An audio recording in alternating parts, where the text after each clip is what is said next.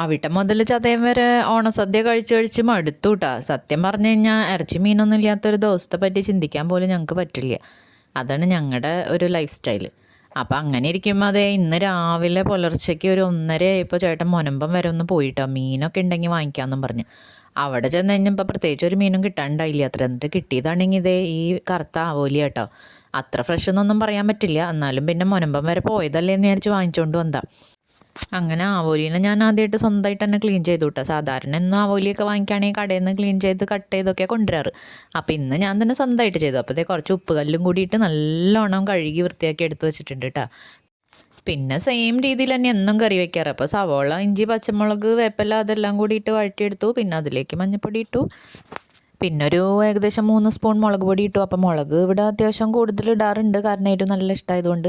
പിന്നെ അതൊന്ന് നന്നായിട്ട് തന്നെ വഴറ്റിയെടുത്തു. പിന്നെ ആ ഒരു പച്ചമണമൊക്കെ മാറിയെന്ന് കണ്ടപ്പോൾ അതിലേക്ക് പിന്നെ നേരത്തെ തന്നെ തയ്യാറാക്കി വെച്ചേക്കുന്ന കുടപ്പുളി ഉണ്ടല്ലോ, അതിൻ്റെ വെള്ളം കൂടി ഒഴിച്ച് നല്ലോണം തിളപ്പിച്ചെടുത്തു. പിന്നെ എനിക്ക് മീൻ കറിയിൽ തക്കാളി ഇടുന്നത് ഭയങ്കര ഇഷ്ടമാണ്. അപ്പം ഞാൻ എന്താണെന്ന് വെച്ച് കഴിഞ്ഞാൽ ഒരു വലിയൊരു തക്കാളി എടുത്തിട്ട് നീളത്തിൽ കട്ട് ചെയ്ത് അതും കൂടി ഇതിലേക്ക് ആഡ് ചെയ്ത് കൊടുത്തു. അപ്പോൾ ഇനി ഈ തക്കാളി നന്നായിട്ട് വെന്ത് വന്നു കഴിഞ്ഞാൽ പിന്നെ ഞാൻ തേങ്ങാപ്പാൽ ഒഴിച്ച് കൊടുക്കുള്ളൂ കേട്ടോ. അപ്പോൾ ഇതേ തക്കാളി നന്നായി വെന്ത് വന്നിട്ടുണ്ട്. പിന്നെ ഞാൻ ദേ തേങ്ങാപ്പാൽ ഒരു മീഡിയം വെള്ളം ഒഴിച്ചിട്ട് ഉണ്ടാക്കി. അപ്പോൾ ഞാൻ ഒറ്റ പാലം ഒഴിക്കുള്ളൂ. ചില ആൾക്കാർ 1-ാം പാൽ 2-ാം പാൽ അങ്ങനെയൊക്കെ ഒഴിക്കില്ല. അപ്പോൾ ഞാൻ അങ്ങനെ ചെയ്യാറില്ല കേട്ടോ. അപ്പോൾ ഒരു മീഡിയം വെള്ളം ഒഴിച്ചിട്ട് പാലടിച്ചെടുക്കുകയാണെങ്കിൽ എനിക്ക് അത്യാവശ്യം നല്ല രീതിയിൽ കുറുകിയൊക്കെ കറി കിട്ടാറുണ്ട്.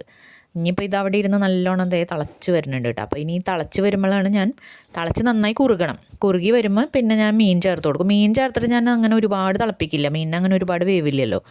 അപ്പോൾ ജസ്റ്റ് ഒരു തള വന്ന് കഴിയുമ്പോൾ പിന്നെ സിമ്മിലിട്ടിട്ട് ഒരു 5 മിനിറ്റ് കഴിയുമ്പോൾ ഓഫ് ചെയ്യുക, അങ്ങനെയാണ് പതിവ്.